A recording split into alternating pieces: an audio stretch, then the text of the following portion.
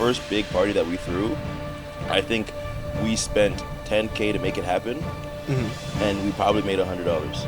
So like our whole thing, no, so did us. Like our whole thing wasn't to make money, but to make it happen, because what we got from it was more than monetary. Like we got the respect, we got the accolades, we got the Okay, the I see. the ability to walk around with our chest fucking high.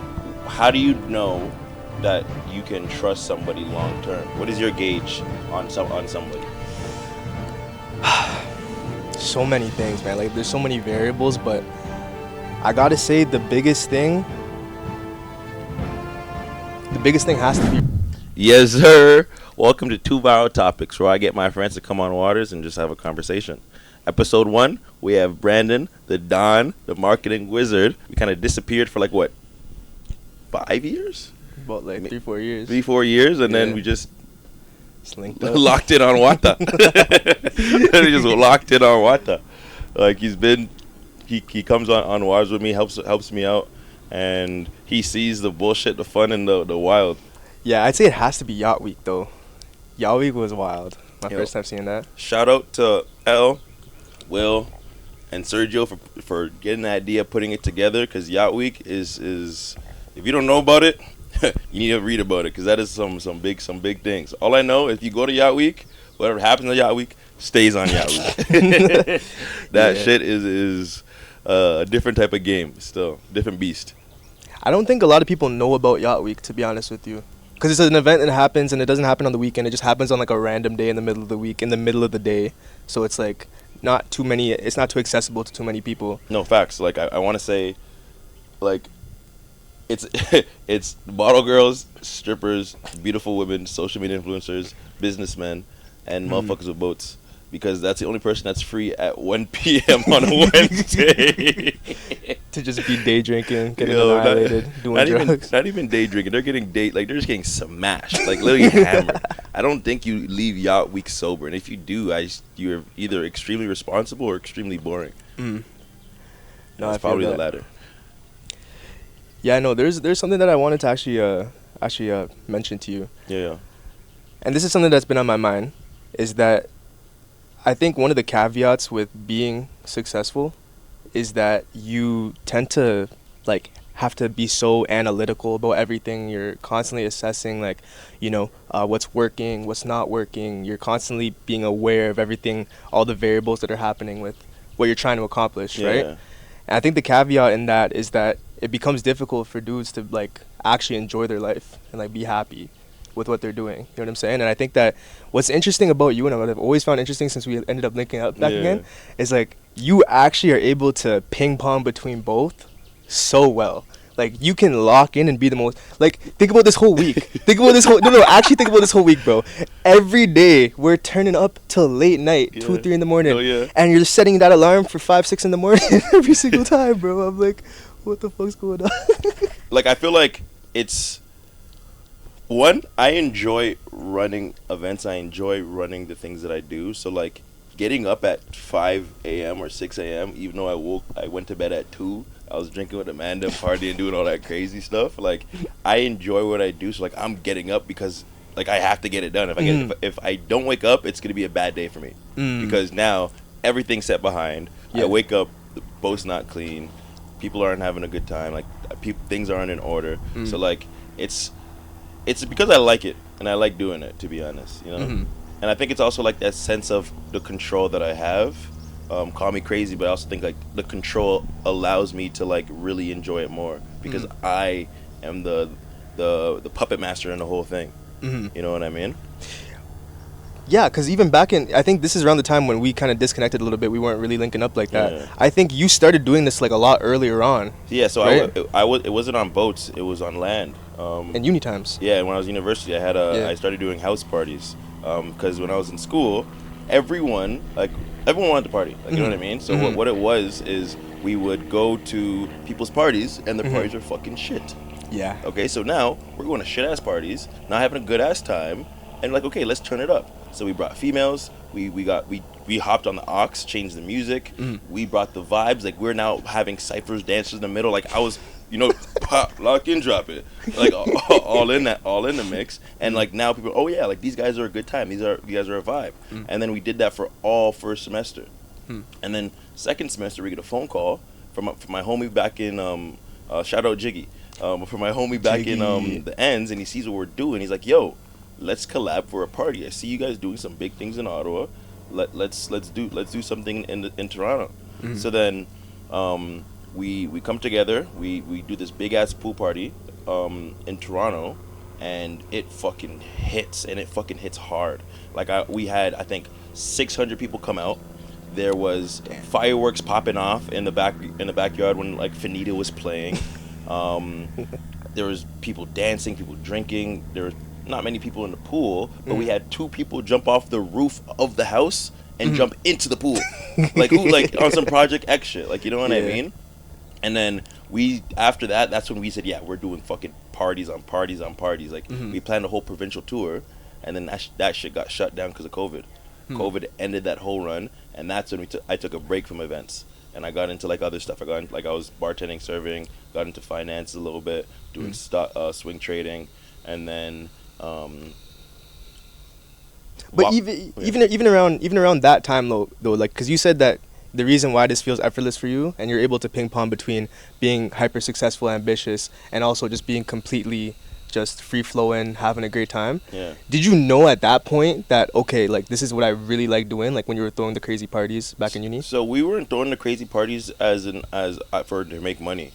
Okay, like our first big party that we threw, I think we spent $10K to make it happen, and we probably made $100. So like our whole thing no, so did us. Like our whole thing wasn't to make money, but to make it happen, because what we got from it was more than monetary. Like we got the respect, we got the accolades, we got the I see the ability to walk around with our chest fucking high. You know what I mean? And that was what we liked. Like it brought joy to us. That's why we started throwing parties. And then when we realized, wait, whoa, we can actually make money doing this, and like we like doing it. We're like, okay, fuck it, let's run it the fuck up. All right, like dead ass. Like our first party, I think I maxed out my credit card to make it happen because Eventbrite paid like 3 days after. But like, you know what I mean? Like no matter what, we had to get it done. But yeah, but like as I was saying, so after COVID shut us down, and I got into other things, I found out that I was still doing events. But I wasn't doing it publicly. I was just doing it with my friends. Because since I was so locked in with work, I didn't really see my friends pop out anywhere. I would say, hey, I'm doing a barbecue. Everyone come to this location, come to my house. Or I'm doing a game night.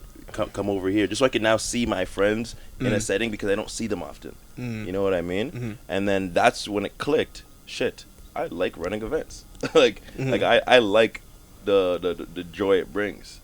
Yeah. And then, so that's when, that's how it all started.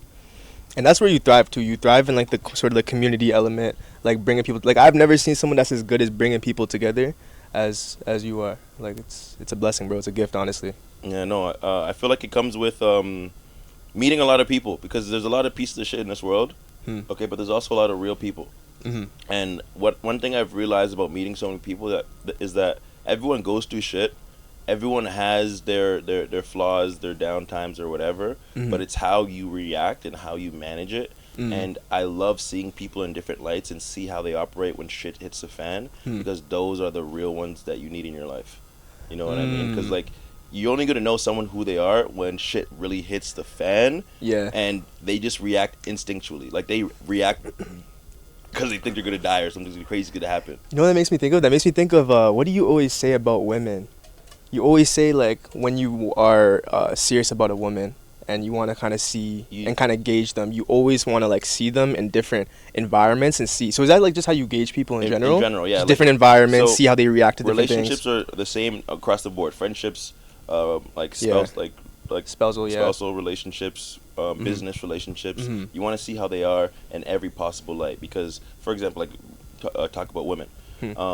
If you are, like, you know, people love to, like, keep their wife hidden, private, and, like, behind closed doors. I think, personally, that's the worst thing you can do. Because you're not going to see them in every light if they're always hidden behind closed doors. You know what I mean? Because now what's going to happen is, when they're now in public, you're like, oh, I didn't know she acts like this. I didn't know she gets this drunk. I didn't know she's rude, because Yeah. you only see her at candlelit dinners, watching Netflix in bed, or Yeah. or when you take shopping and just one and two. Just You at know the what crib, I mean? yeah. But when you have a wedding because your best friend just got married and she's drinking at the open bar, She's acting up. acting up, telling your business to people, and you didn't realize that because you haven't seen her in that type of setting. So I think there's power in putting people in different scenarios because you now see how they act. Hmm. You know what I mean? Yeah, that makes sense. Yeah. No, that's good though. That's good though. Because I guess like to do what you do, you have to be a very strong judge of character. Yeah, but I feel like with everything, you only get better once you fail. I feel like I've met a lot of pieces of shit in my life, so I know patterns, I know trends, I know when someone's full of shit, and I know when someone has a genuine heart. You know what I mean? So I don't think it's like, I think my judge of character comes from just the amount of people that I've met and the amount of people also fucked me over. You know what I mean? It's like you've made it into like a repetition, or like you've kind of systemized it. Like some people look at judge of character and they're just like, oh, it's like an intuitive thing, which part of it is. But you've created like a system around being able to properly like judge someone fairly. You know what I mean? 100%. My question for you, because I know you lived in Dubai, freaking America, Canada, like you've lived all over the world. How do you know that you can trust somebody long term? Like, what is your gauge on somebody? So many things, man. Like there's so many variables, but I gotta say the biggest thing has to be religion. Yeah, eh? The biggest thing that I've noticed, like to trust someone long term, is religion. And like, trust me, I've come across so many walks of life of people who preach their religion and, oh, I'm praying to this and that, the fourth, but they're not practicing it actively. Every single human being who I've come across who they preach this, that, the fourth, and they're actively going to the mosque, they're going to church once a week, throughout the week, whatever, and you see it like perpetuating throughout their relationships that they have. Yeah. You see it perpetuate throughout how they approach their business things. Like, I realize that that's like the main thing that allows you to be able to trust someone long term. That's the one kind of like highest probability of success in terms of trust, if you were to kind of quantify it. But obviously there's so many other factors, but that's the main thing that I've noticed in my experience so far. And being in Dubai is such an interesting place because it's such like you just feel the God presence like when you're there. Like there's and I might be butchering this because I don't know the name, but there's like they do prayers throughout the day. Yeah. And like I'm not from there, right? So I'm just there and I'm just existing. I'm at like a brunch spot. I'm at a shisha lounge, like whatever. And then there like would be like an announcement horn, and it would announce like, oh, it's like time for prayer, pretty much. And no matter where you are, people keep that mat on them, bro. And they'll like bust out the mat and they'll just start praying, like wherever. Like everywhere you go has like rooms dedicated to just praying and like serving God. You know what I mean? Yeah. And yeah, it's like you've probably seen the things too, where like you could leave like a $200,000 watch, like like you could leave your $200,000 car open, and you don't have to worry about no one going in it taking shit, like this, that, the fourth, But that's just what I've noticed so far, like in my experience. Like, how about you? What are like some main things that you need to see to be able to like trust somebody long term? I need to see how my relationship is them. Like one-on-one, like how do we communicate, how do we react, like in all that, whether it's like having a good time, whether it's like a stressful situation, like just on that one-on-one. Two, how they treat and respect a stranger. Oh, that, bro, that's probably the like, you know what it is. Also, another thing too is like it's like kind of like what do they do when they know they're not being perceived? Yeah. Like what do they do behind closed doors? You know what I'm saying? That really shows you like what type of shit somebody be on. You know what I'm saying? Because people can be performative, bro. I've met the most performative people ever. Like they'll put on whatever performance they have to put on to create a perception of themselves to anybody. Yeah. And honestly, those people go fucking far in life. Because if you're a good actor, you can go crazy. But to your point though. Yeah, so like I gotta see how they treat a stranger. Okay, I gotta see how they are when they're in a crowd of like, honestly, when they're disrespected. Like when they are in a point of like someone is disrespecting them and what they do initially, like what is their first reaction, like how do they operate, what it is, and also how they fail. what do they do when they fail? Like what is it like when you fail? And I feel like if I can see someone in those 4 lights, I can have a good judge on their character and see like, okay, we mesh well, because someone could be a great person, but we just might not be good for each other. Like we might not be like we might not mesh well. You know what I mean? So like, I feel like it's all about how we get how well we get together. You know what I mean? Yeah. In any light. So another thing that's been on my mind is like, obviously you have like insane business ventures overall, and I guess since you transitioned from sort of, because I guess you started with events and then you kind of transitioned to the finance business world, and then you went like now you're going back to events a little bit. What was the transition like going from like sort of the events into the finance business world? Because I know you're doing a bunch of investing, and then you had a bunch of business ventures going on. Like, what was that transition like for you? The transition was actually very easy because COVID made it easy, because like it shut down the event, so I wasn't doing anything. And then I thought to myself, I need money. Okay. And then I'm like, okay, fuck, I don't have money. What the fuck am I gonna do? So what I did was I realized if I want money, I have to understand money. The only way to understand money is to buy courses. So that whole winter, I bought courses on stocks, credit, freaking swing trading, day trading, taxes, like anything you can imagine that's related to money. I bought a course on it. Okay. And I learned different aspects and how money actually works. And then that's how I kind of like got into it. Yeah. So like the transition was actually very easy. The thing was I just didn't like it. Like I did swing trading, but I hated it. Like, what'd you hate about it? It was so mundane and boring. Like, you know what I mean? I think I wasn't talking to anybody. Like, if I didn't live with my friends at the time, I probably would have went clinically insane. No, like, all jokes aside. Like, you know what I mean? No. Like, but I just didn't enjoy it. And I got joy when I would say, okay, hey, let's do an event with some of our friends. Or let's have some people over. Let's do something. Let's fucking have a community. Like, you know what I mean? Like, and when the community was around me, that's when I enjoyed my time. So somebody who, you know, kind of like starting where you're starting from, right? And they want to become successful. They want to like get their money up. They want to get their shit together, right? What's some like advice that you would have for them? I would say, 1, lock the fuck in. Shit. Because no. Like I've been doing events for what you can say like 6 years. Yeah. I only locked the fuck in a year ago. Yeah. You know what I mean? So lock the fuck in. And what I mean by lock the fuck in is understand what your 10-year goal is, not your 10-week goal. Because there's a lot of people who like, oh, I wanna start this, and I want to try the hair. I need to find a vendor. I want whatever the fuck you want to do. It's how do you want to be 10 years from now, and what is needed to get there? Like what are the most valuable steps to get to that 10-year goal, and just lock the fuck in on those steps, because 80% of what you want to accomplish is done by only 20% of your actions. You know what I mean? Because there's only a small few things that really make impact. So figure out what those small few things are and fucking double down on it. You know what I mean?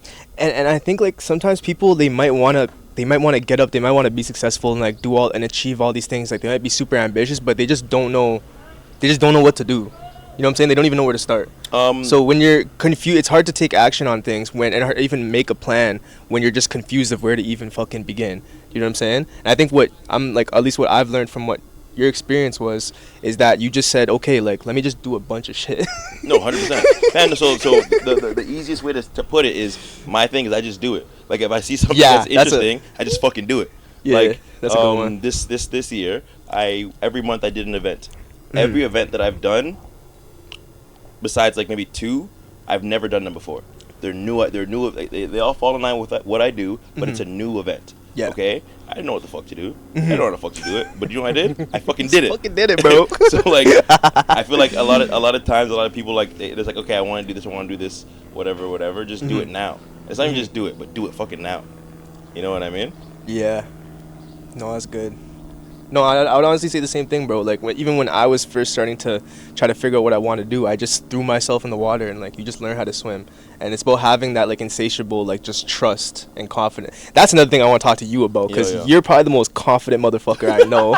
You know what I'm saying? I think you just need that. Like, if you just have that, it just makes the process of just being able to throw yourself in the water and hoping that you'll swim so much easier. Sometimes you you have to be delusional. Yeah. I don't care. I don't care. Sometimes you have to be delusional. Mm. It's the reality of life. It's like your brain can conceive so much more, but like you just don't.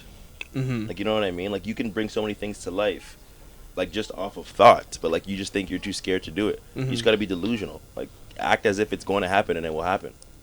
Is that your approach? Yeah. With everything. No. It's also a double-edged sword because it's like I feel like it's been good with business, but it's been terrible with women. Like, you know what I mean? Like, I'm delusional. No, like realistically. No, I'm thinking about it. Like I'm sense. delusional when it comes to women as well. So like it's a double-edged sword. It has its good and its bad.